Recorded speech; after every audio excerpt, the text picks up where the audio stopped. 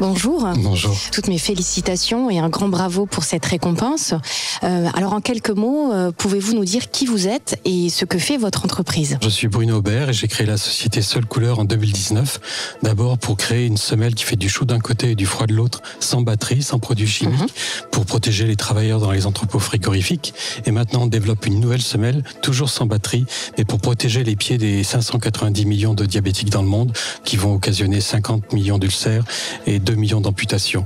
L'objectif de cette semelle, c'est vraiment de les avertir bien en avance de l'apparition de l'ulcère. Et cette récompense aujourd'hui, qu'est-ce qu'elle représente pour vous, pour votre équipe, pour votre secteur d'activité? Cette récompense, surtout remise par l'APEC, est vraiment importante pour moi, parce qu'on est une société d'ingénierie, on a besoin de potentiels ingénieurs avec des gros potentiels, et donc c'est vraiment important pour nous l'APEC. On est ravis de vous accompagner. En termes de valeurs, quelles sont aujourd'hui les valeurs qui incarnent votre entreprise et en quoi ces valeurs aujourd'hui pour vous contribuent à avoir un impact sur l'évolution de votre secteur d'activité, mais finalement sur la société en général? C'est ma 4e société. Ça a été toujours de créer des innovations de rupture, mais à un coût abordable pour tout le monde. J'en veux pour preuve donc la dernière semelle pour les diabétiques. Aujourd'hui, il existe des semelles de ce type, mais elles se vendent pas parce qu'elles sont vendues $3 000 la paire. Nous, on va être à $200 la paire et en plus, on est sans batterie. Il faut savoir qu'aux États-Unis, il y a 40 millions de diabétiques, 10 millions qui n'ont pas d'assurance.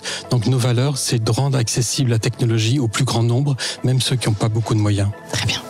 Vous évoquiez l'APEC justement tout à l'heure. Comme vous le savez, on accompagne les entreprises dans la sécurisation, la réussite de leur recrutement, qui est un enjeu majeur pour le développement des TPE-PME. Auriez-vous une initiative RH à partager qui a joué ou qui va demain continuer à jouer un rôle important pour votre structure, vous permettant ce succès aujourd'hui? Faire confiance aux jeunes.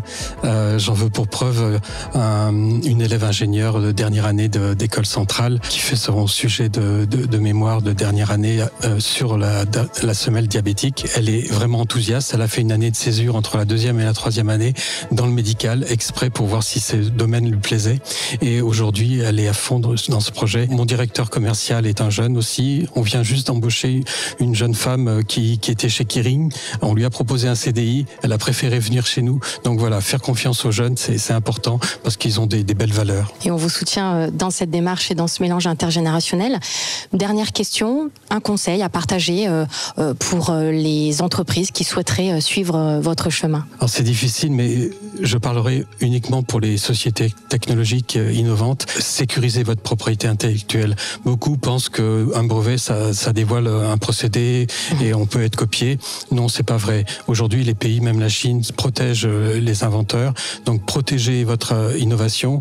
Ça va vous permettre d'avoir plus de confiance avec les organismes comme la BPI et ça va vous permettre de démarrer en tant que jeune entreprise innovante, de bénéficier du CR, etc. Donc, protégez vos innovations. Merci à vous. Merci à vous.